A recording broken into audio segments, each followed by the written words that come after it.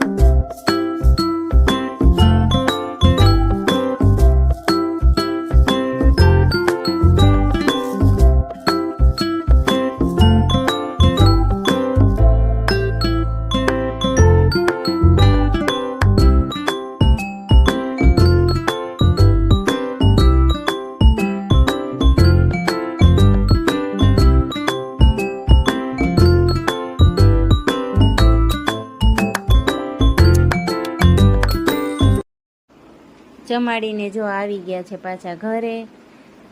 હેતુબેન જો રમવા માંડ્યા છે લૂડો।